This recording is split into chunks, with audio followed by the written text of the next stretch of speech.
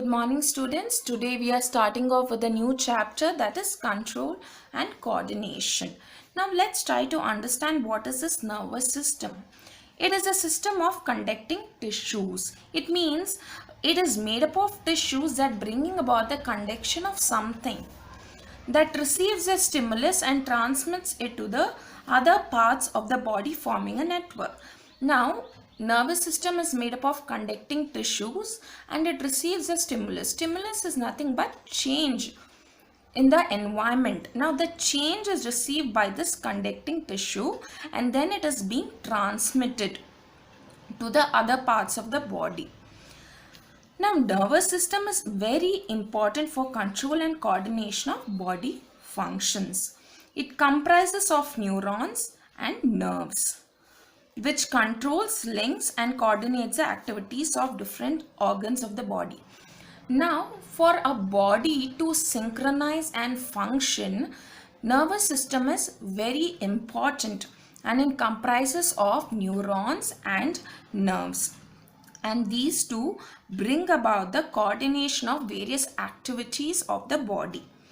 Now, vertebrate nervous system consists of two parts. One is CNS and one is PNS. CNS is nothing but central nervous system. It is made up of brain and spinal cord. Peripheral nervous system. PNS is peripheral nervous system. It comprises of nerves that is coming from cranial. Cranial is nothing but related to the head. So it's coming from, these are the cranial nerves coming from the head, spinal nerves and visceral nerves. Now visceral nerves are nothing but the nerves that surrounds the internal organ. So this is PNS has to do with the nerves that is arising from cranial, spinal and visceral organs. Functions of the nervous system. It regulates involuntary function. Involuntary functions are those which are not under our control. It controls and coordinates voluntary muscular activities. Voluntary are which are under our control. We can control these activities.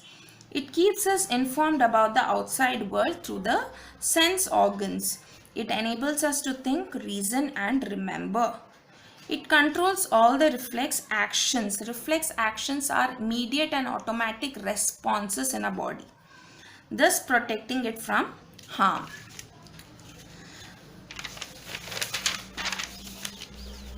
Next, we will try to understand what is receptor. It is a cell or a group of cells specialized to detect a particular stimulus and to indicate the transmission of impulses via the sensory nerves. Now, receptors are nothing but cells or a group of cell. It might be just one cell or it might be made up of group of cell, and they record or they detect, not record, they detect a particular stimulus. Okay. Stimulus, I've already told you, it is nothing but change in the surrounding, and once they detect the stimulus, they initiate a transmission, that is by means of sensory nerves. From receptor, the impulse is being transferred to the sensory nerve. Now there are 5 receptors through which the animals receive stimulus or external information. Photoreceptors, phonoreceptors, gustatory, olfactory receptors and thigmoreceptors. Photo related to the light present in the eye. Phonoreceptor to do with the sound present in the ears. Gustatory to do with the taste, so it is in your tongue. Olfactoreceptors present in the nose, detect smell. Thigmoreceptors present on the skin. The receptors pass information to the brain through a special type of nerve cell called sensory neuron. Motor neurons transmit information from the brain to the effector organs, mainly muscles and glands. So the messages from the receptor pass on to the sensory neuron. From the sensory neuron, it passes on to the brain. From the brain, it passes on to the motor neuron.